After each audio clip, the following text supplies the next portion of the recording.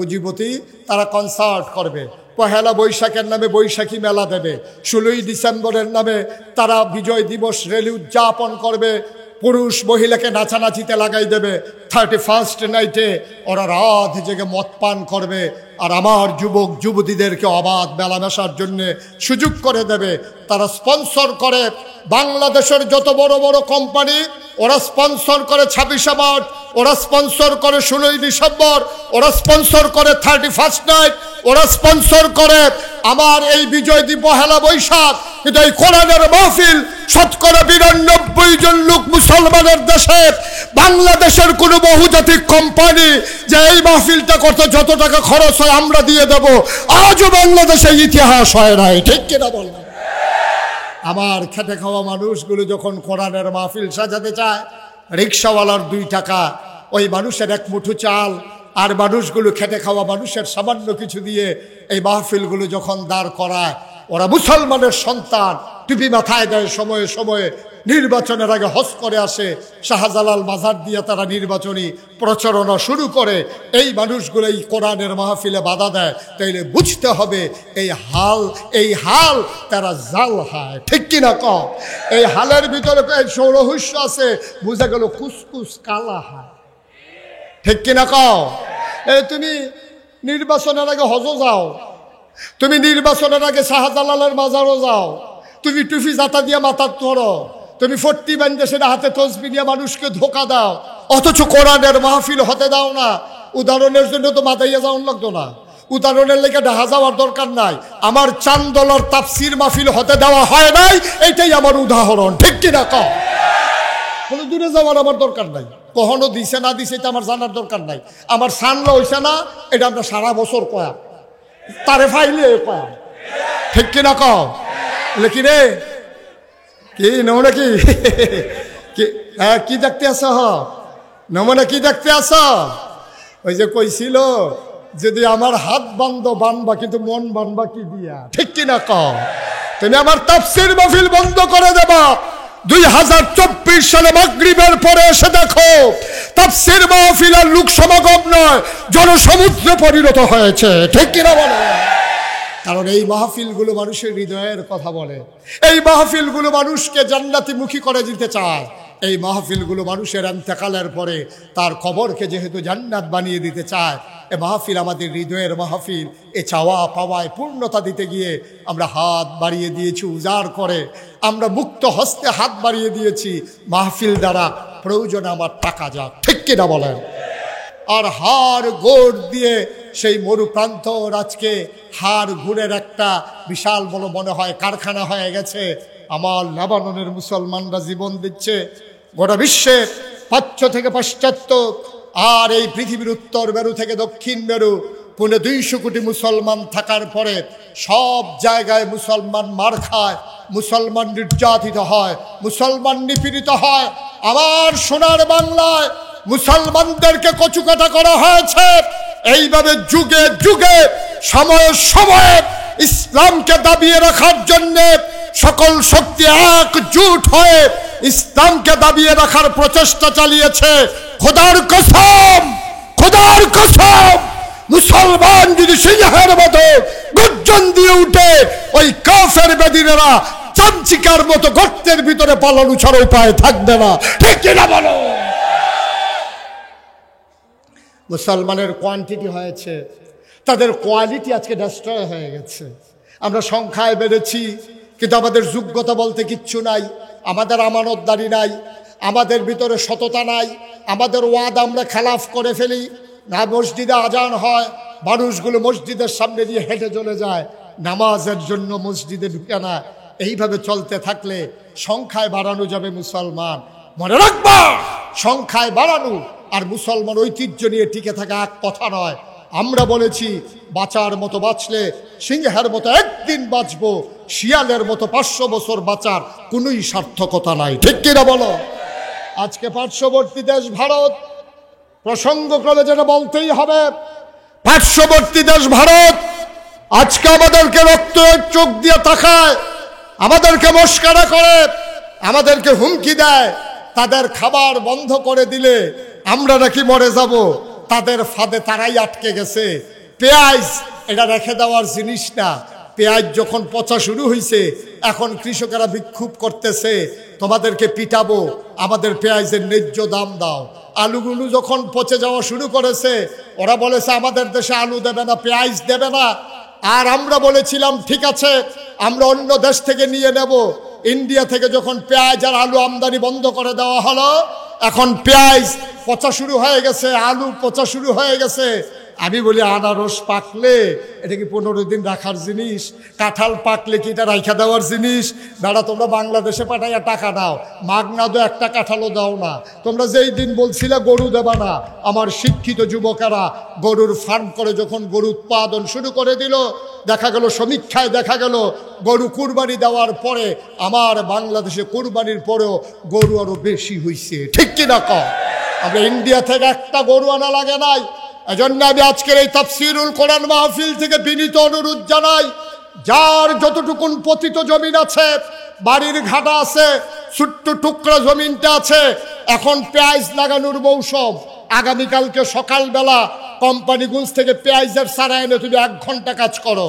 তুমি রসুন লাগাও, পেঁয়াজ লাগাও, তুমি মরিচ লাগাও, ধনেপাতা লাগাও। তোমার বাড়ির পাশে ছোট্ট গর্তটা খুঁড়ে সেখানে করে তেলাপিয়া মাছ ফেলে দাও। তেলাপিয়া একবার ফালাইলে কিয়ামতের আগের দিন পর্যন্ত ফালান লাগে না। এটি পরিকল্পনা বুঝা না। এটি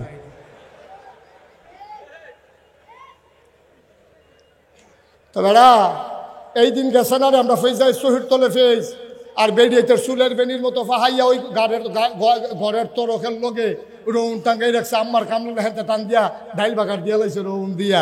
ফেজ আসিল আমরা শহীদ তলে রৌন আছে এই তরখের ভিতরে আলু গুড়ি আলু তালা দিয়া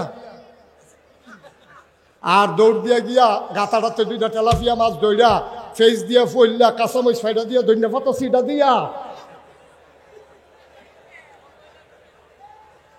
ঠিক নি রে? তাহলে আমরা যদি নিজেরা ফেস করে লাই, তুই বেশি ইচ্ছা তোর কিনন না লাগলে সারে, তুই নিজের ফেস নিজে কর, নিজের রসুন নিজে কর, নিজের ধনিয়া পাতা নিজে কর, নিজের কাঁচামরিচ নিজে কর। কিনন না লাগলে সে তুই বাজারও যাচ্ছা, তোরটি তুই তুই লেখা, আমারটি আমি তুই লেখাই। তো হইলে দেখবা ইন্ডিয়ার তারা কাটা তারের বেড়ার কাছে আইয়া আমরা ডাক দিব, দুলাভাই দুগলা ফেস নিয়েন, আমরা কম নিহি খায়েঙ্গে শহীদ তোলে। ঠিক কিনা কও? আমরার খাচ্ছতে হাতার আমরারে টিটকারি মারে। আজকে এই তাফসীর মাহফিলের যতগুলো হাত আছে, প্রতিটি মানুষের 2টি করে হাত। এইগুলো চায়ের স্টলে আড্ডা মারবে না, এইগুলো টেলিভিশনের সামনে বসে থাকবে না, আমার যুবকেরা ব্রিজের উপরে বসে বসে মোবাইল চালাবে না। আগামীকাল সকাল থেকে আমরা উৎপাদনের বাংলাদেশ, আমরা নিজের জমিতে নিজেরা পেঁয়াজ লাগাবো, রসুন লাগাবো, কাঁচামরিচ করব, ধনেপাতা করব। ইন্ডিয়ার টিটকারির কাছে আমরা মাথা নত করব না। আমরা সংখ্যায় কম হতে পারি, 56,000 বর্গ মাইল। আর রূপসা থেকে তেঁতুলিয়া, রূপসা থেকে পাথুরিয়া, টাকনাফ থেকে তেঁতুলিয়া, 18 কোটি মানুষের যদি 36 কোটি হাত আজকে থেকে আবার বলিষ্ঠতার সাথে কাজ শুরু করে দেয়, মনে রাখবো 1-2 বছরের ব্যবধানে আমার বাংলাদেশের প্রায় পেঁয়াজ, বাংলাদেশের আলু ওই আমের মতো, ওই মাছের মতো, ইলিশের মতো আমার পেঁয়াজ, আমার আলু, আমার রসুন বাইরের দেশে রপ্তানি হবে ইনশাআল্লাহ। সিদ্ধান্ত নিয়ে ঝাঁপিয়ে পড়ো, দেশ প্রেম নিয়ে ঝাঁপিয়ে পড়ো। আসো এগিয়ে আসি, গর্জে উঠি, নিজের ভবিষ্যৎ নিজেরা বিনির্মাণ করি। ভিক্ষা করার চাইতে স্বাবলম্বী হও, বসে বসে খাওয়ার চাইতে পরিশ্রম করে খাও, তাহলে আমার দেশ প্রকৃত অর্থে সোনার বাংলা হবে। ঠিক কিনা বলো? আমার সোনার বাংলা, আমি তোমায় ভালোবাসি। সেই সোনার বাংলার সোনার মানুষ, গর্বিত নাগরিক হতে চাই আমরা প্রতিটি মানুষ। আল্লাহ যেন কবুল করে। জুড়ে পড়ো, আরো জুড়ে। যেই যুবকেরা পাঞ্জা লড়তে জানে ঝঞ্ঝার সাথে, যেই যুবকেরা ঝড়ের মুখে দাঁড়িয়ে থাকতে পারে অটল পাহাড়ের মতো, আমরা তো সেই যুবক। পুলিশ যখন বন্দুক তাক করেছে, আমার আবু সাইদ সিনা টান টান করে দাঁড়িয়েছে। ঠিক কিনা বলো?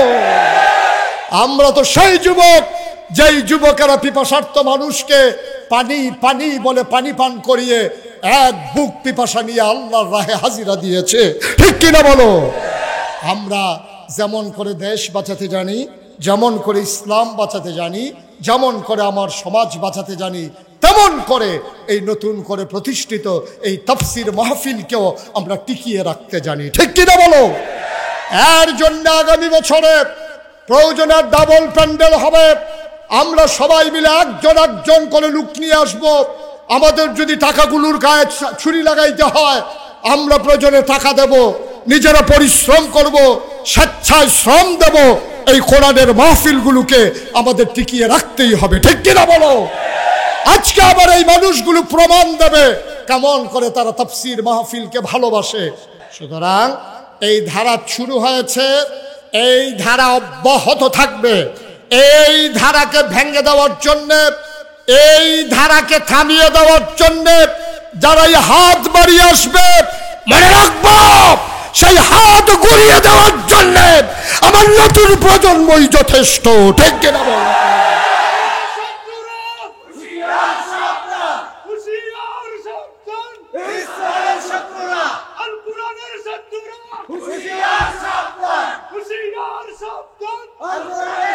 সবাই পড়েন আমিন, জোরে পড়েন আমিন।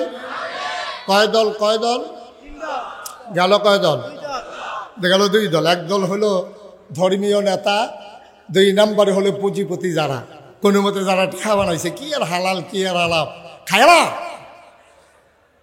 যা পায় তাই খায়। হোগিন্নি বেরির লিগে বিস্কুট হয়েছে, হেই বিস্কুট বাড়িয়াতে খাইয়া বইয়া রইছে। সুইরা যতক্ষণ ফারো সামনে যা ফাস নাউজুবিল্লাহ কইতেন না, তারা তো ইসলাম কায়েম হতে দেবে না আব্বা। না দেওয়াটাই তো স্বাভাবিক, কারণ তারা তো ওই ইসলামের অনুসারী যে ইসলামের ধারক বাহক ছিলেন নবীজির পরে আবু বকর সিদ্দিকের পরে যিনি হাল ধরেছিলেন ওমর বিন খাত্তাব, ঠিক কিনা বলো?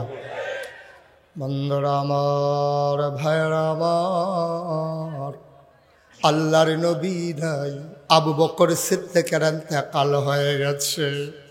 ও মুসলমান, মন দিয়ে শুনো, সবাই পাগল হয়ে গেছে। নবী নাই, আবু বকর সিদ্দিক নাই, কে রাখবে ইসলামের পতাকাকে উড্ডীন? কে চেয়ে রাখবে? কে হবে আমাদের অভিভাবক? সবাই খুঁজতেছিলেন ওমরকে, খুঁজে খুঁজে পাওয়া যাচ্ছিল না। ওমর কই, ওমর কই, ওমর কই? খুঁজে খুঁজে ঘরের দরজায় গিয়ে দেখা গেল দরজা ভেতর থেকে বন্ধ। ডাকলেন, কে? ওমর কই, আপনি ভেতরে আছেন নাকি? কানতে কানতে তার চোখ 2টো লাল হয়ে গেছে, চোখ ফুলে গেছে, বড় বড় হয়ে গেছে। ওমর ডাক দেয়া কয়, কেন তালাশ করো? কয়, আপনি এখানে বসে আছেন, আবু বকর নাই, নবীজি নাই, কে ইসলামের এই ঝান্ডা উড়াবে? কে আমাদেরকে চেয়ে রাখবে? ওমর কাঁদে আর কয়, আমি জানতাম তোমরা আমারে তালাশ করবা, এই জন্য আমি লুকিয়ে আছি। আমি বাবা ক্ষমতা চাই না, কোনো মতে বাকি জিন্দেগিটা কাটাতে চাই। আমি জানতাম আবু বকরের পরে এই গামছা আমার গলায় লাগাই দেবা, এই বেরি আমার পায়ে লেগে যাবে। আমি কিয়ামতের ময়দানে কি জবাব দেব? আল্লাহ সেদিন যদি ডেকে জিজ্ঞেস করে, ওমর রে, ওমর, তোর শাসন আমলে একটা কুকুর কেন ফুরাত নদীর তীরে না খেয়ে মারা গেল? জবাব দে।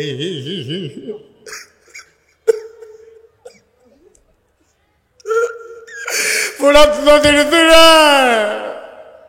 কুকুর কেন না খেয়ে মারা গেল? জবাব দে। আমি ওমর সেই দিন কি জবাব দেব? এই ভয় আমার ঘর থেকে বের হতে দেয় না। সবাই ধরে ধরে ওমরকে খলিফা বানিয়ে দিলেন।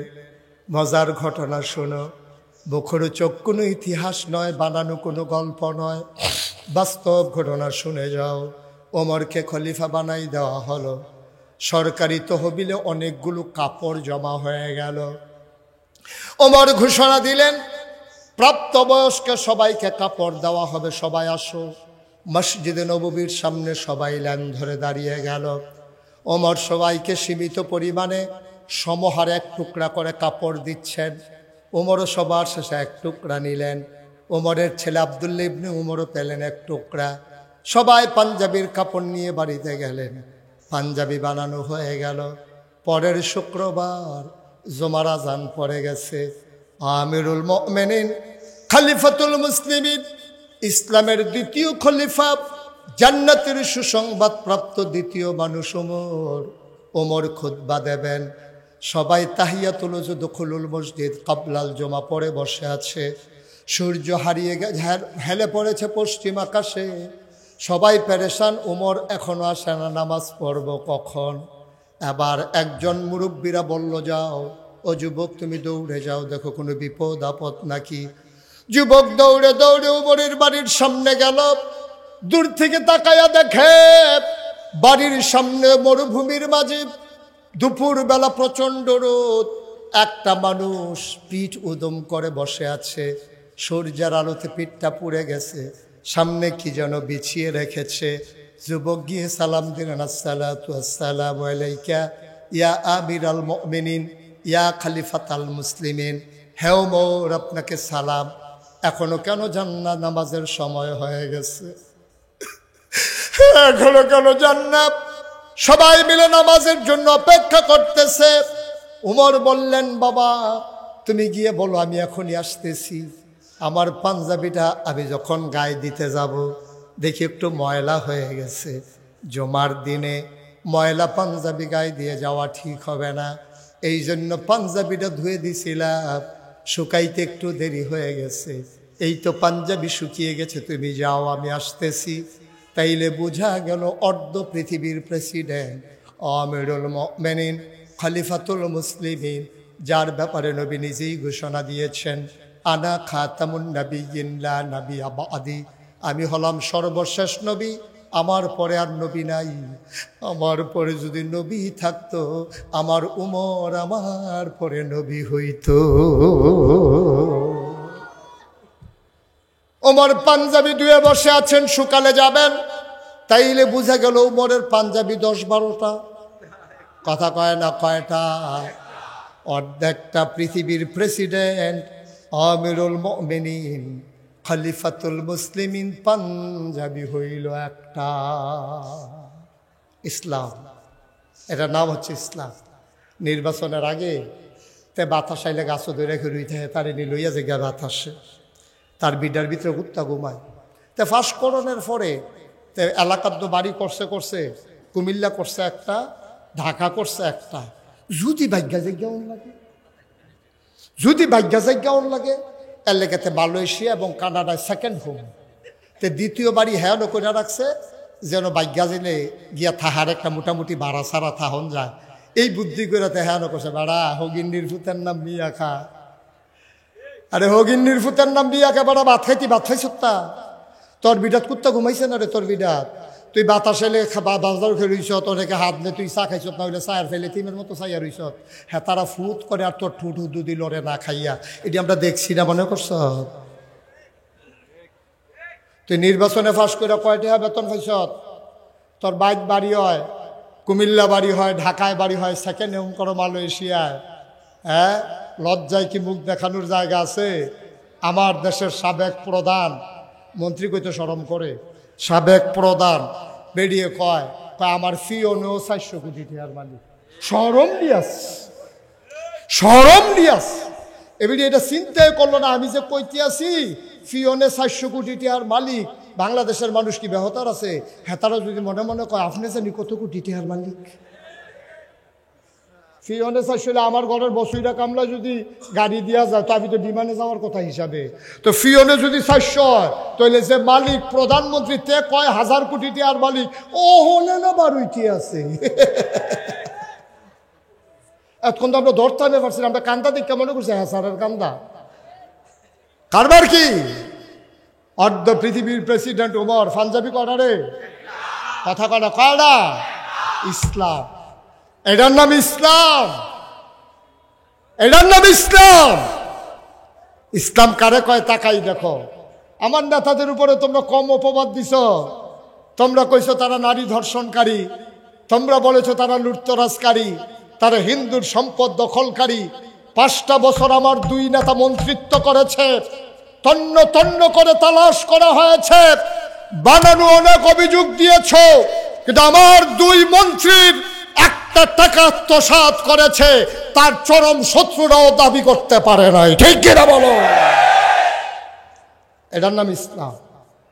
উমরের পাঞ্জাবি করা কথা তো এখনো শেষ না, মাত্র শুরু হয় না। সাফা দিয়া বউ মার হাবা কয় না রে, জুড়ে কয় না মার হাবা। মুসলমান আবার পাঞ্জাবি উমর গায়ে দিয়া মসজিদের বারান্দায় দাঁড়ালেন। আসসালামু আলাইকুম। রাস্তা খালি হয়ে গেল। উমর আস্তে আস্তে করে মেহরাবের দিকে গেলেন। বিসমিল্লাহ বলে তিনি মিম্বারে উঠলেন। তিনি সালাম দিলেন সবাইকে, আসসালামু আলাইকুম, আউযু বিল্লাহি মিনাশ শাইতানির রাজিম, বিসমিল্লাহির রহমানির রহিম। তিনি খুতবা দেবেন। এমন সময় একটা যুবক পেছনে দাঁড়াইছে, টান দিয়া খাপের ভেতর থেকে তরবারি বের করে উঁচু করে ধরেছে। ওমর তাকিয়ে আছে। যুবক ডাক দেয়া কয়, ওমর, ইয়া আমিরাল মুমিনিন, ইয়া খলিফাতাল মুসলিমিন, আপনি খুতবা দেবেন না? আপনি খুতবা দেওয়া বন্ধ করেন, আগে একটা প্রশ্নের জবাব দেন। কত কিছুদিন আগে সমহারে সম পরিমাণে সবাই এক টুকরা করে কাপড় নিলাম, সবাই পাঞ্জাবি বানালাম নতুন। কারো পাঞ্জাবি হাঁটুর নিচে নামে নাই, কারো পাঞ্জাবির কাপড় হাঁটুর নিচে নামে নাই। আপনার পাঞ্জাবি দেখি নেসফে সাক হয়ে গেছে, হাঁটু থেকে এক বিগত নেমে গেছে। অবশ্যই আপনি কাপড় চুরি করেছেন, অথবা ক্ষমতা দেখাইয়া কাপড় বেশি নিছেন। কোনটা করেছেন জবাব দেন। যতক্ষণ জবাব না দেবেন ততক্ষণ পর্যন্ত মদিনার মুসলমান আপনার খুতবা শুনবে না। পারবেন এমপি সাহেবের গাড়ির সামনে খেয়ে রিটার্ন পারবেন না? কথা কেনা ফারলেও কইবেন, না ফারলে না কইবেন। ধুম ধরে রিসেন দিতে এই এমপি সাহেব মন্ত্রী সাহেবের গাড়ির সামনে দিয়ে দাঁড়াইতেন পারবে? যে মন্ত্রী সাহেব আগে দিয়ে রিক্সা তুলনের ভাড়া পাইছেন না, চান্দা তুললা নির্বাচন করাইলাম, আপনি যখন গাড়ি দিয়া ফোন করে দেখেন পেপু পেপু করে গেছে গীতাছেন কারবারটা কিতা, এই যে কুট শুট ফইরা রইছেন দেহা পাইছেন কো, এই কথা জিগাইতেন পারবে? এই জিগাইতেন পারতেন না দেখে ধ্বংস। যদি পারতেন তাইলে এই ধ্বংস হইতো না। পুরো পৃথিবীর ইতিহাসে সভ্যতা শুরু হওয়ার পরে রাষ্ট্রীয় অবকাঠামো যেদিন থেকে শুরু হয়েছে, যেদিন থেকে রাষ্ট্রের সূচনা হয়েছে, দেশ কাকে বলে যেদিন থেকে মানুষ জানতে পেরেছে, ওই দিন থেকে আজকে পর্যন্ত পৃথিবীর ইতিহাসে সরকার বদল হয় আন্দোলনের মুখে, মৃত্যুর কারণে অথবা নির্বাচনের কারণে। কিন্তু পৃথিবীতে কোথাও কোনো দেশে একসাথে সরকার বদলের পরে ৩৩০ জন মেম্বার অফ পার্লামেন্ট আমলা কামবে, তারপরে খুতবা হবে। ওমর চুপ মেরে দাঁড়িয়ে আছেন। ওমরের ছেলের নাম আব্দুল্লাহ ইবনে ওমর। তিনিও সেদিন সেই মসজিদে ছিলেন মুসল্লি হিসাবে।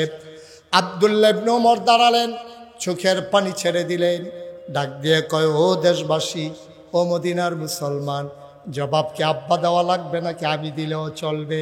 কয়, আমাদের জবাব দরকার, কে দিল দরকার নাই। সুবহানাল্লাহ, সুবহানাল্লাহ। আব্দুল্লাহ ইবনে ওমর চোখের পানি ছেড়ে দিলেন, ডাক দিয়া কয়, শুনো শুনো শুনো, ও মদিনার মুসলমান শুনো, আমার আব্বা চোর না, আমার আব্বা কাপড় চুরি করে নাই, আমার আব্বা ক্ষমতা দেখাইয়া এক টুকরা কাপড়ও বেশি নেয় নাই। এত কথার দরকার নাই, পাঞ্জাবি লম্বা হলো কেমনে বলে দাও, আমাদের কোনো ব্যাখ্যা শুনতে চাই না, পাঞ্জাবি কেমনে লম্বা এটার জবাব দাও। আবার মদিনার মুসলমান চুপ মেরে আছেন। আব্দুল্লাহ ইবনে ওমর ডাক দেয়া কয়, ভাই শুনো, আমি আব্বার বড় ছেলে, আমার নাম আব্দুল্লাহ। ভাই, আমার আরো ভাই আছে, বোন আছে। গত কয়েকদিন আগে রাতের বেলা আমার ভাইয়েরা আম্মাকে ধরেছে। আম্মা আম্মা আম্মা, অনেক দিন হয় ফিন্নি খাই না, আম্মা গো দয়া করে আব্বাকে বলে একটু ফিন্নির ব্যবস্থা করো। বলে যে ঠিক আছে বাবা, তোমার বাবা আসলেই বলবো। ছেলেরা কাঁদতে কাঁদতে ঘুমিয়ে গেছে। ওমর যখন ঘরে গেলেন রাষ্ট্রীয় কাজ শেষ করে, একটা কমাও। ওমর যখন ঘরে গেলেন রাষ্ট্রীয় কাজ শেষ করে, ওমর ঘরে যাওয়ার পরে ওমরের বিবি ডাক দেয়া কয়, স্বামী আমার, বাচ্চারা ফিন্নি খেতে চায়, দয়া করে আপনি একটু বরাদ্দ দেন যেন ফিন্নি খেতে পারে। কয়, বাচ্চারা কই? কয়, কাঁদতে কাঁদতে ঘুমিয়ে পড়েছে। ওমর বললেন, বাচ্চাদেরকে ডেকে উঠাও। বাচ্চাদেরকে উঠানো হলো, আনন্দে তারা উদ্বেলিত। ওরা মনে করেছে নিশ্চয়ই এখন ফিন্নির ব্যবস্থা হয়ে গেছে। ছেলেরা যখন উঠেছে ওমর ডাক দিলেন, বাবা কাছে আসো, শুনলাম তোমাদের মায়ের কাছে তোমরা নাকি ফিন্নি খেতে চাও। কই জি বাবা, অনেক দিন হয় ফিন্নি খাওয়া হয় না। ওমর চোখের পানি ছেড়ে দিয়ে কয়, তোমাদের জন্য ফিন্নির ব্যবস্থা হয়ে যাবে, টেনশনের দরকার নাই। বাচ্চারা কয় বাবা, ও বাবা কবে ফিন্নি হবে? ওমর মুস্কি হেসে কয়, মদিনায় সবার ঘরে যেই দিন ফিন্নি হবে।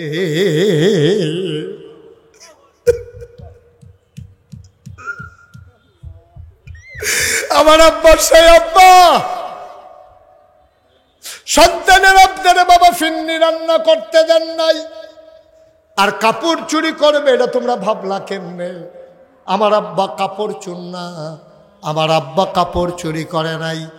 এবার ওমরের ছেলে যখন এভাবে সাফাই গাইতেছে, লোকজন বলতেছে বলে দাও কেন কেন তোমার আব্বার পাঞ্জাবি লম্বা হইল কেমনে? এবার ওমরের ছেলে আব্দুল্লাহ ইবনে ওমর কয়, ভাই তোমরা সবাই এক টুকরা করে কাপড় পেয়েছো, আমার বাবা পেয়েছে এক টুকরা, আমি পেয়েছি এক টুকরা, বাপ বেটা 2 টুকরা পেয়েছি। বাড়িতে গিয়া দেখলাম আমার পাঞ্জাবিটা এখনো নতুন আছে, আগেরটা এখনো ছিঁড়ে যায় নাই, এখনো পুরানো হয় নাই। আমি আব্বাকে বললাম, আব্বা ও আব্বা, এবার মনে হয় শীত পড়বে, বেশি দেশের নমুনা ভালো না, আপনি বয়স্ক মানুষ, আমার আগের পাঞ্জাবিটা এখনো ভালো আছে, আমার টুকরা কাপড়টা আব্বা আপনারই দিয়ে দিলাম, আপনি 2 টুকরা কাপড় জোড়া লাগাইয়া একটা লম্বা করে পাঞ্জাবি বানান, আরাম পাবেন। ও মদিনার মুসলমান, আমার আব্বা কাপড় চুরি করে নাই, আমার আব্বা ক্ষমতা দেখাইয়া কাপড় বেশি নেয় নাই, আমার টুকরা কাপড় আব্বাকে দিয়ে দেওয়ার কারণে আমার আব্বার পাঞ্জাবি লম্বা হয়েছে। আমার আব্বা কখনোই চুরি করতে পারে না। মদিনার মুসলমান সবাই বলে, ঠিক আছে ওমর খুতবা দিয়ে দাও। ওমর কয় না, আমি খুতবা দেব না। ওই যে যুবকটা তরবারি উঁচু করছিল সে কই? আবার যুবকরে ডাক দিছে, আসো সামনে আসো। সবাই রাস্তা করে দিল, যুবক মাথা নিচু করে আগাইল। ওমর মিম্বার থেকে নামলেন, ওমর হাত ছড়িয়ে দাঁড়ালেন, যুবক লাফ দিয়ে ওমরের বুকে পড়ে যায়, ওমর ঝাপটে ধরেছে, ওমর কান্দে, যুবকও কান্দে। আবার উমর ছেড়ে দিয়ে কয়, যুবকেরা রে, ও মদিনার মুসলমানেরা, যেই দিন পর্যন্ত ইসলামের ভিতরে অসঙ্গতি দেখলে, অনিয়ম দেখলে, কোনো সমস্যা দেখলে, যেই দিন পর্যন্ত এইভাবে তরবারি খুলে যুবক দাঁড়িয়ে যাওয়ার ক্ষমতা রাখবে, ওই দিন পর্যন্ত ইসলামের দিকে চোখ বড় বড় তা করে তাকানোরও সুযোগ কেউ পাবে না, ঠিক কিনা?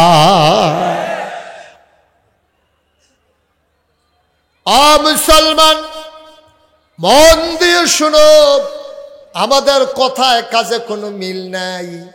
সারাটা বছর ইলেকট্রনিক্স মিডিয়ায় আপনি টিভি খুললেই, চ্যানেলটা খুললেই একটা কথা সব সময় দেখতেন, পালাই না, পালাই না, আমরা পালাই না। 12টার পরে আর খুঁজে পাওয়া গেল না। সারাটা বছর কইল কি, করলো কি? দরকারটা আছিল কি তাই কথা কনের? কিচ্ছু না কইতো এটা এক বালা আছে। এই যে ফালাই না কইয়া যে পাওয়া গেল না, আরেকবারে তো যেই তারপর কইলে তা এবারে কইছে যে খেলা হবে, খেলা হবে। তা আমরা ফলাফান তো রেডি হইতেছে, ওমা ফলাফান যখন নামছে প্লেয়ার নাই, প্লেয়ার ভাইয়া গেছে, নাউজুবিল্লাহ বলবেন না? আমার আল্লাহ তিনি যা বলেন তিনি তাই করে দেন। মুসলমান, মানুষ বানানোর পরে আমার আল্লাহ মানুষকে এমনে এমনে ছেড়ে দেন নাই। কোন পথে গেলে জান্নাত, কোন পথে গেলে জাহান্নাম, কোন পথে গেলে লাভ আর কোন পথে গেলে লোকসান, কোন পথে ভালো কোন পথে মন্দ, কোন পথে কল্যাণ কোন পথে অকল্যাণ, কোন পথে শিরক বেদাত, কোন পথে তাওহীদ রিসালাত, কোন পথে কুফর আর কোন পথে ইসলাম জানানোর জন্যে আমার আল্লাহ যুগে যুগে আমাদের জন্য নবী এবং রাসূল পাঠাইছেন, ঠিক কিনা? মুসলমান, যিনি সবার শেষ নবী, যিনি সবার সেরা নবী, যিনি ইমামুল মুরসালিন খাতামান নবিয়্যিন, যিনি রাহমাতুল লিল আলামিন, আল্লাহ ওই নবীকে ডেকে বলেন কোরআনে ঢোকার আগে মরদুদ শয়তান থেকে ফানাহ চাই, যিনি রহমান যিনি রাহিম, তার নামে চলো শুরু করি, সবাই পড়ি। আউযু বিল্লাহি মিনাশ বিসমিল্লাহির রাহমানির রাহিম। ইয়া আইয়ুহান নাবিয়্যু তাকিল্লাহ ওয়া লা তুতি'ল কাফিরিনা ওয়াল মুনাফিকিন। মরদুদ শয়তান থেকে ফানাহ চাই, যিনি রহমান যিনি রহিম, তার নামে শুরু করছি। বন্ধুরা আমার, ভাইরা আমার, কোরআনুল কারীম 30 পারার ভিতরে 21 পারার সর্বশেষ সূরা, সূরার নাম সূরা আহজাব। 73টা আয়াত, 9টা রুকু।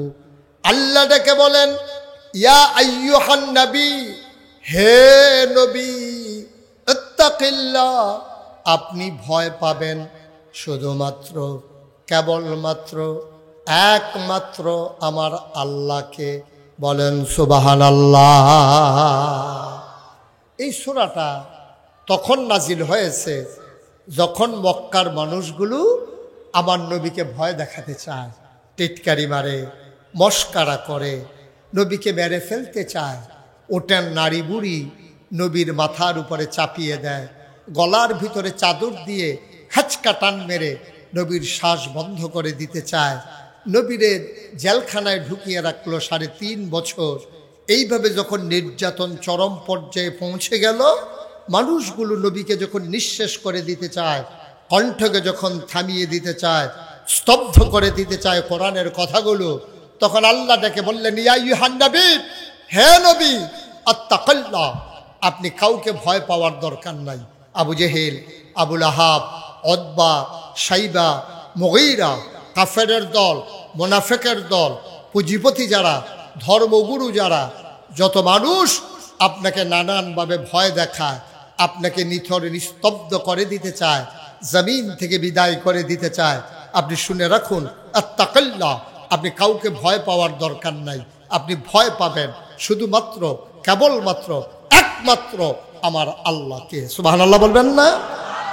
মুফাসসিরিনে কেরাম ওনারা ঘোষণা দিয়ে দিলেন, আল্লাহ তাবারক ওয়া তাআলা যেখানে নবীকে ডাকেন সেখানে শুভ নবী উদ্দেশ্য নয়, নবীর যারা সাহাবা, নবীর যারা উম্মত, সবাই ওই দলের আওতাভুক্ত হয়ে যায়। আল্লাহ যেন ডেকে কয়, মনে হয় যেন এই মাত্র আয়াত নাজিল হচ্ছে। আল্লাহ যেন আমাদেরকে ডেকে কয়, ইয়া আইয়ুহান নাস, ও চান্দলা তাফসীর মাহফিলের মানুষেরা, শুনো শুনো শুনো, ইত্তাকিল্লাহ, তোমরা ভয় পাবা আল্লাহরে।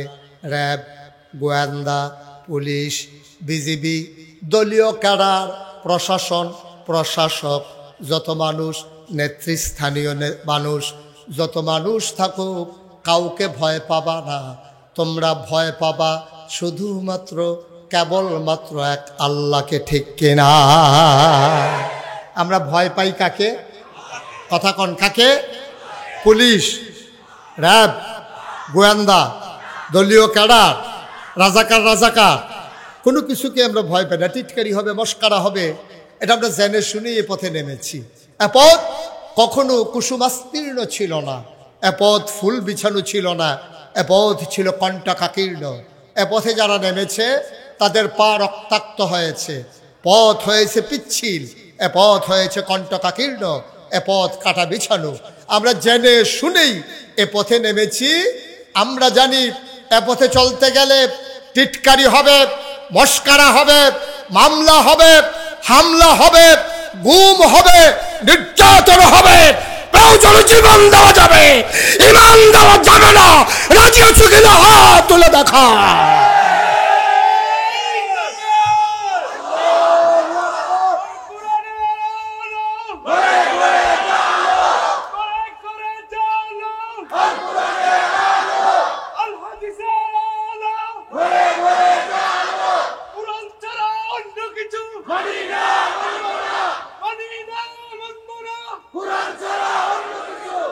সবাই পড়েন আমিন, জোরে পড়েন আমিন। ১৫০০ বছর আগে আল্লাহর নবী যখন মক্কার জমিনে দ্বীনের দাওয়াত দিতে শুরু করলেন, দেখবেন আজকের জমানার সাথে যেন হুবহু মিল, একেবারে একরকম মনে হবে। তৎকালীন জামানায় নবী দাওয়াত দেওয়ার সময় 3 দল লোক বিরোধিতা করেছে। কয় দল? ঘুমাই গেছেন আপনারা? মঞ্চে যারা আছে তারা কথা না কইলেও সারব। হ্যাঁ, তারা যে বইয়া রইছে এটা তারা হোতাফা না বইয়ে এনা রইছে কেন? হ্যাঁ, কয় দল? বা কথা কয় না, কয় দল? 3 দল লোক ইসলামের বিরোধিতা করেছে। কয় দল? 1 নম্বরে তৎকালীন জমানায় যারা ধর্মগুরু, তৎকালীন জমানায় তো পূজা ছিল, অগ্নি পূজা, মূর্তি পূজা, এই পূজাগুলা যারা দিত, আল্লাহর নবী যখন বললেন কুলু লা ইলাহা ইল্লাল্লাহ, তোমরা সবাই পড়ো লা ইলাহা ইল্লাল্লাহ, এই কথা বলো, আপনারাও পড়েন লা ইলাহা, লা ইলাহা, লা ইলাহা। যখন নবীজি বললেন সবাই মিলে কিন্তু পড়লেন না, তখন 1 নম্বরে নবীর সামনে যারা পক্ষে থাকা দরকার ছিল তারাই 1 নম্বরে বাধা হয়ে দাঁড়িয়েছে। ওই মানুষগুলো কারা? যারা পূজা দিত, যারা পার্বণ করত, যারা ওই মূর্তি পূজা ছিল। তো তখন কথা বললেন না, একটু পেছনে যান। হ্যাঁ, আছে, জায়গা আছে। কই যাইবেন করে সীমানার দিকে? হ্যাঁ, আপনার একটু সাফেনের দিকে আপনার জায়গা দেন। হ্যাঁ, আপনি লাইন উঠুন। হ্যাঁ, আপনি দেরি হইয়া রয়েছেন না, অসুবিধা নাই, দেখবে। হ্যাঁ, সবাই কনা আমিন, জোরে কনা আমিন।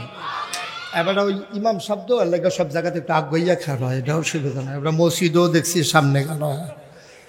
এবার আরে যদি সমানে কাতার না তুলে নামাজ হইতো না। হ্যাঁ, আমিন কর।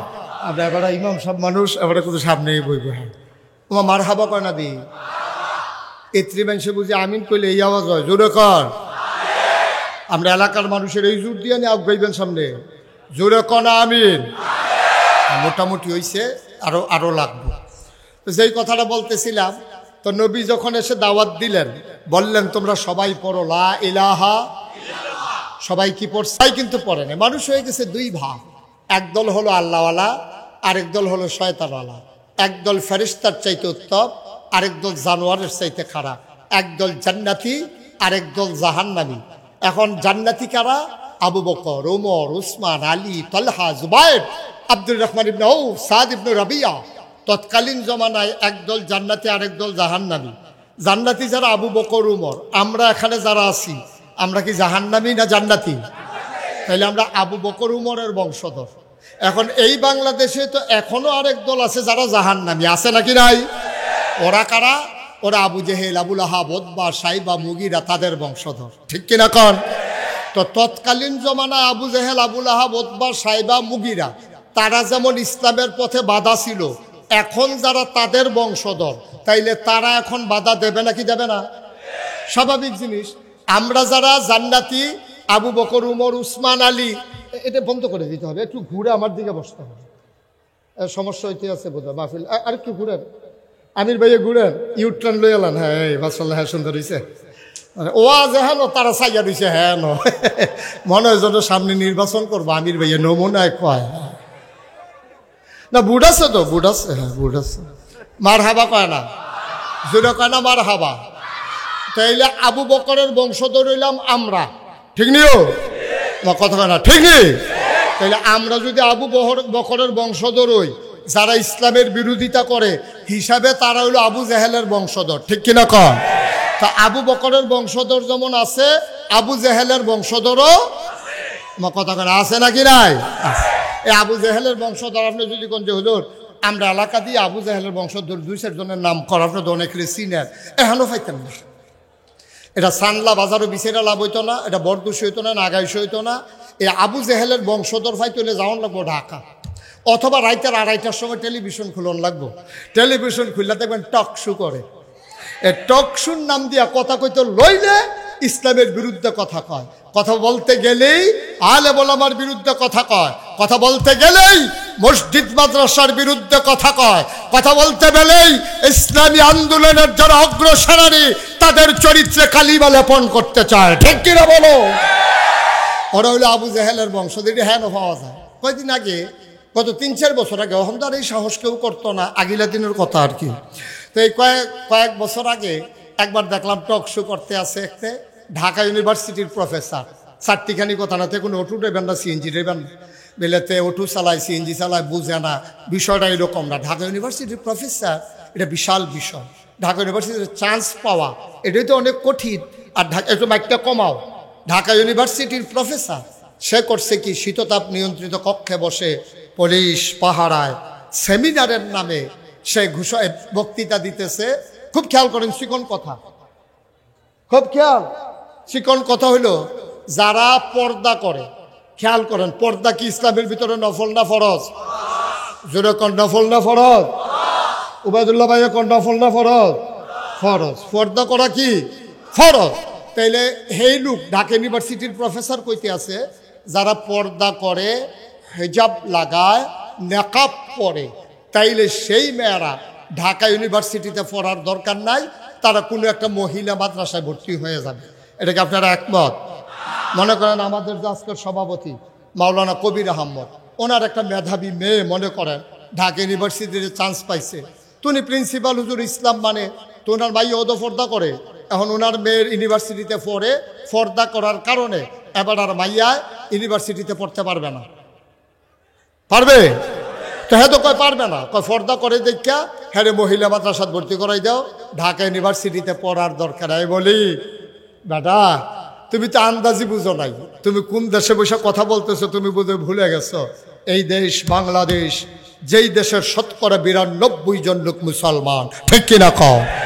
যেই দেশে হক্কানি পীর মাশায়েখেরা, আলেম ওলামারা এই মানুষগুলোকে নেংটির বদলে লুঙ্গি পরা শিখিয়েছে, হরে রামের জায়গায় কলমা পড়তে শিখিয়েছে, শ্রীর জায়গায় মোহাম্মদ লিখতে শিখিয়েছে, টিকির বদলে টুপি পড়তে শিখিয়েছে।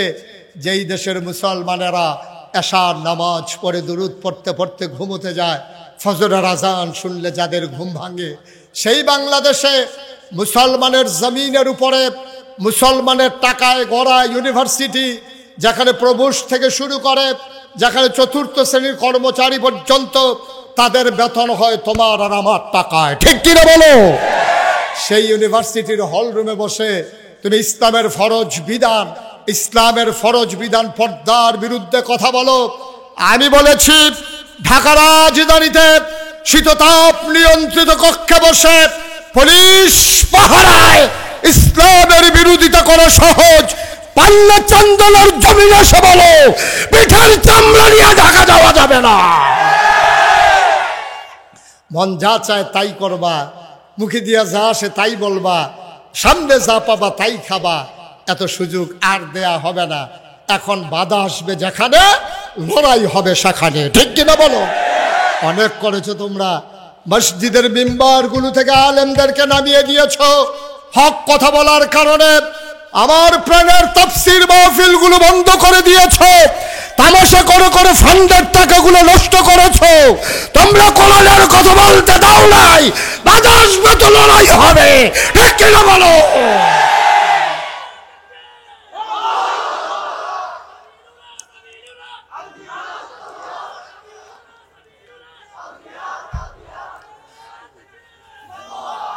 সবাই পড়ে না আবেন, জোরে পড়ে না আবে। তাইলে নবীজির জমানায় ইসলামের বিরোধিতা করেছে কয় দল লোক? ভুলে গেছেন সবাই? কয় দল? 1 নম্বরে ধর্মগুরু, যারা পূজা দিত। আচ্ছা, তারা বাধা দিল কেন? তাদের তো ধর্মের আরো দরকার, তারপরে তারা বাধা দিল কেন? কারণ আছে। কারণ হইল, পূজা দেওয়ার সময় আপনি যদি ব্রাহ্মণের কাছে যান, পুরোহিতের কাছে যান, তো পুরোহিত কি বলবে? একটা কলার ছড়ি, নতুন একটা ধুতি, নতুন একটা বড় গামছা, তারপরে 2.5 কেজি গাভীর দুধ, একটা ফাড়া। হ্যাঁ, খাসি করলে সুন্দর হইল আর কি, কিন্তু লাগে ফাড়া, আমি খাসি কয়াম কেমনে? এই জিনিসপত্র ফাইলা টাইলা সব কইয়া দিছে, মানে হাতারা লয়ে হয়েছে। পূজা শেষ, এই যে ধুতি, গামছা, এই কলার ছড়ি, দুধ, ফাড়া, তারপরে ফাইলা, এই সব এখন ফালাই দিছে না ব্রাহ্মণের বাইত নিয়ে গেছে? এখন যদি লা ইলাহা ইল্লাল্লাহ ইসলাম যদি কায়েম হয়ে যায়, আপনি কি বলছেন? লা ইলাহা, আল্লাহ ছাড়া বিধান নাই, আল্লাহ ছাড়া আবাদত পাওয়ার উপযুক্ত কেউ নাই, পূজা নাই, পার্বণ নাই, যা পাওয়ার আল্লাহ পাবে। সাজদা দেবেন আল্লাহরে, ডাকবেন আল্লাহরে, চাইবেন আল্লাহর কাছে। এখন তৎকালীন যারা ব্রাহ্মণ তারা ধর বোকা না, তারা বুঝা ফেলাইছে যদি এক আল্লাহর দিন কায়েম হয়ে যায় তাইলে তো পূজা শেষ। পূজা শেষ মানে ধুতি শেষ। ধুতি নাই মানে গামছাও নাই, গামছা নাই মানে ছাগলও নাই, কলার ছড়িও নাই, দুধও নাই। তাইলে হেবারে তো না খাইয়া মরণের বুদ্ধি। হেবারায় চিন্তা করলো মোহাম্মদের দিন আসা, আল্লাহর দিন কায়েম হওয়া মানে হচ্ছে সব শেষ। পূজা শেষ, ধুতি শেষ, গামছা শেষ, লুঙ্গি শেষ, তারপরে গিয়ে কলার ছড়ি শেষ, গাভীর দুধ শেষ, ফাড়া শেষ। সুতরাং ইসলাম ঠেকাও, ওই 360 দেবদেবীর পূজা বাঁচাও। পূজা বাঁচবে তো ব্রাহ্মণ বাঁচবে, ব্রাহ্মণ বাঁচবে তো ব্রাহ্মণের পরিবার বাঁচবে। এক নম্বরে স্বার্থের কারণে তৎকালীন জামানায় ধর্মগুরু যারা, তারা নবীর সামনে এক নম্বরে বাধা হয়েছে। ঠিক কি রকম? আচ্ছা, এখন তো 21 শতাব্দীর সূচনা লগ্ন, গোটা বিশ্ব হয়ে গেছে কম্পিউটারাইজড, গোটা বিশ্বকে বলা হচ্ছে গ্লোবাল ভিলেজ। এখন পৃথিবী অনেক দূর এগিয়ে গেছে। আমরা সোনের ঘরের জায়গায় টিনের ঘর হয়েছে, টিনের ঘরের জায়গা তখন বিল্ডিং হয়েছে। আমরা ফলাফলে শিক্ষিত হইতে আছে, এখান থেকে বিদেশ গিয়া টেহা পাড়াইতে আছে। আমরা অনেক দূর আগাইছি। এখনো আপনি খেয়াল করে দেখবেন, যখন আল্লাহর জমিনে আল্লাহর দিন কায়েম করতে চায়, একদল মর্দে মুজাহিদ জীবন বাজি রেখে আল্লাহর জমিনে যখন আল্লাহর দিন কায়েম করতে চায়, দিন কায়েম করতে গিয়ে তারা মামলা মাথা পেতে নেয়, তারা গুম হয়, তারা লাশ হয়, বিনা অপরাধে মিথ্যা ট্রাইব্যুনাল সাজিয়ে মিথ্যা সাক্ষী দিয়া প্রতারিত করে। তারপরে আপনার জুডিশিয়াল কিলিংয়ের মাধ্যমে আমার উপরস্থ নেতাগুলোকে যখন হত্যা করা হচ্ছে, তখন একদল আলেম নামদারি কুলাঙ্গার তারা তাদের পক্ষ নিয়ে, শাসক শ্রেণীর পক্ষ নিয়ে ইসলামী আন্দোলনের বিরোধিতা করেছে। ঠিক কিনা বলো? তাহলে তৎকালীন আমলে ব্রাহ্মণেরা বিরোধিতা করতো নবীজির, আর এখন একদল মর্দে মুজাহিদ যারা আল্লাহর জমিনে আল্লাহর দিন কায়েম করতে চায়, তাদের বিরোধিতা করে, ওই তাবেদার সরকারের তাবিদারি করে, ইসলাম বিরোধী অবস্থানে যায়। ওই তৎকালীন ব্রাহ্মণ আর ইসলামের বিরোধী আজকের আলেম ওলামা, ওরা যেন একই সূত্রে গাথা। ঠিক কিনা বল? তারা মনে করেছে ইসলাম কায়েম যদি হয়ে যায়, তাইলে এই যে 8টা মিলাদ খাওয়া ফরজ, এই আউসগরের সুইটার ইয়া খাওয়ন, 7 দিন না খাওয়ন, মুসলমানি খাওয়ন, এই নানান খানা টানা নিয়ে আবার বন্ধ হইয়া যাই গা, পূজা পার্বণী বন্ধ হইয়া যাই গা, হাদিয়া তোহফানি। আমার লজ্জা লাগে, আমার এত লজ্জা লাগে যে একটা জলজন্ত মানুষ, আপনি বাংলাদেশে একজন পীর সাহেবকেও দেখবেন না, হয় গৃহস্থী করে, না হইলে চাকরি করে, না হইলে ব্যবসা করে, না হইলে অটো চালায়, না হইলে সিএনজি চালায়। এমন একজন পীর সাহেব বাংলাদেশও নাই, খুব সংখ্যায় কম। অধিকাংশ মানুষ পীর সাহেব হলো মুড়িদের এই বাইত কয়দিন খায়, হেই বাইত কয়দিন খায়, হেইখানা শেষ হইলে হেই বাইত যায়, হেই বাইত শেষ হইলে হেই বাইত যায়, বাড়ি শেষ হইলে গ্রাম বদলায়, গ্রাম বদলাইলে থানা বদলায়, থানাও শেষ হইলে এরপরে জেলা বদলায়। এই গুড়ে গুড়া বেড়াইতার মতো খাইতে খাইতে খাইতে খাইতে মনে হয় বইয়া রয়েছে 15-20 জন, আসলে একজন। আব্বা, আমি মুশতাক ফয়েজি নাগাইশের পীর সাহেব। আরে মাটি কাটলেও তো বেটা ডেইলি 500 টাকা পাওয়া যায়, অটো চালাইলেও তো 1000 টাকা কামাই করন যায়, সিএনজি চালাইলেও 1500 টাকা কামাই করন যায়। আমার মতো মানুষটা বইয়া বইয়া খাম, হগিন নিবিড়ি টেহা দিব, রিক্সাওয়ালায় টেহা দিব। লজ্জার কি আর জায়গা আছে? এতে মরণ বালা না? ঠিক কিনা কও? বাংলাদেশে তো অধিকাংশ এই কারবার। মুড়িদারারে বুঝাইতে আছে, বাবা দুনিয়া ছাড়ো, দুনিয়া ছাড়ো। হ্যাঁ, তো ছাড়তে ছাড়তে দুনিয়া সাইডা দিয়ে এক মাথা লয়ে গেছে গা, গিয়া দেখে যে পীর সাহেবে খেত কিনতে কিনতে এই গ্রাম ছাড়াইয়া এই গ্রামও গেছে গা। ঠিক কিনা কম? মুড়িদ দিয়া দুনিয়া ছাড়ায় আর নিজে গিয়া খেত কিনতে আছে হরদমছে। এই কথাটা একজন মুড়িদেও জিজ্ঞেস না নাই যে হুজুর আপনি যে আমদানি দিয়ে দুনিয়া ছাড়াইতেছে, আর আপনি তো দুনিয়া চাদর মানে গাও দিয়া লাইছেন, খাবারটা কিতা? আপনি তো দুনিয়াটারে চাদর মানে গাও দিয়া লাইছেন। এখন যখন প্রকৃত ইসলামের কথা বলা হয়, যখন বলা হয় আল্লাহর জমিনে আল্লাহর আইন ছাড়া কারো আইন মানি না, তখন ওই একদল স্বার্থবাজ মানুষ যারা দরবারকে পুঁজি বানাইয়া ব্যবসা করে, মাজারকে পুঁজি বানাইয়া ব্যবসা করে, তারা ইসলামী আন্দোলনের পথে বাধা হয়ে দাঁড়ায়। ঠিক কিনা বলো? 1,500 বছর আগে একদল মানুষ, ওরা ইসলামের পথে বাধা হয়ে দাঁড়িয়েছিল। কয় দল না? ঘুমাইলেছিল কয় দল? গেল কয় দল? রয়েছে কয় দল? 2 নম্বরে হইল ওই দল যারা ছিল তৎকালীন জমানায় পুঁজিপতি, টাকার মালিক।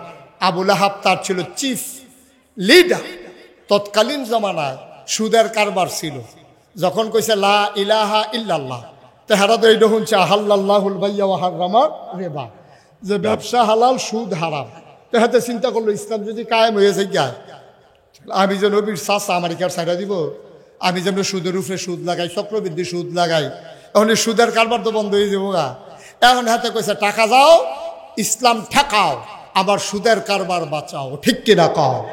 আজকেও বাংলাদেশে দরবেশের মতো বাপ দইরা, কি সুন্দর দাড়ি, কি সুন্দর টুপি, ফাজামা পাঞ্জাবি সাদা, আরো কত তাল সাদা কি বসব দিকে আমরা দেখি। এত সাদার ভিতরে দিয়া তাই নে এই মধ্যবিত্ত শ্রেণীর টাকাগুলোকে ওই যে শেয়ার বাজারের নাম দিয়া লোটপাট করে শেষ করে দিয়েছে। ঠিক কিনা বলো? এই মানুষগুলো মানুষকে ধোঁকা দেওয়ার জন্য মুখ ভর্তি দাড়ি রাখে, আবার এই মানুষের রোষানল থেকে বাঁচার জন্য কামাইয়া হমান হয়ে যায়। ঠিক কিনা কম? এই বাংলাদেশ, এটা বাংলাদেশেই সম্ভব। তার মনের তে যদি দাড়ি রাখতো, আমি নাগাইশের ফিসাব, আমি যে দাড়ি রাখছি, আমার যদি কেউ হালাইয়া যাবো করে দাড়ি কামাও, আমি আগে মাইরালাও, আর পরে কামাইলাও, আমি যেন টেন না পাই। ঠিক কিনা কও? আমারে কামাই তৈলে আগে আমারে মারতে হবে, এর আগে আমার দাড়ি কামানো যাবে না। আমরা হয়তো হত্যার শিকার হয়েছে আমার মানুষগুলো হয়তো ঘরে ঘুমাইতে পারে নাই। তুমি একজন ইসলামী আন্দোলনের কর্মী দেখাও যারা ওই অপরাজিত শক্তির ভয়ে, ওই কাফের বাতিল শক্তির ভয়ে, ইসলাম বিরোধীর ভয়ে পাঞ্জাবি ছেড়ে দিয়েছে, দাড়ি ছেড়ে দিয়েছে, টুপি ছেড়ে দিয়েছে। একজন মানুষও বাংলাদেশে পাবা না। ঠিক কিনা বলো? আর তোমরা সারা জীবন আকাম কুকাম কইরা দাড়ি রেখা মানুষের ধোকা দিয়া, একবার যখন কায়দাত ফরছে তে মনে করছো কখনো কারা সিন্ডালাইতে কামাইয়া কুমাইয়া হমা। ঠিক কিনা কও? তোরা তো ইসলাম কায়েম হোক ওরা চাইবে না। ওরা তো চাইবে না ইসলাম কায়েম হোক, কারণ ওদের সব কামাই হলো অবৈধ কামাই, যেটা ইসলাম সমর্থন করে না। সুতরাং যারা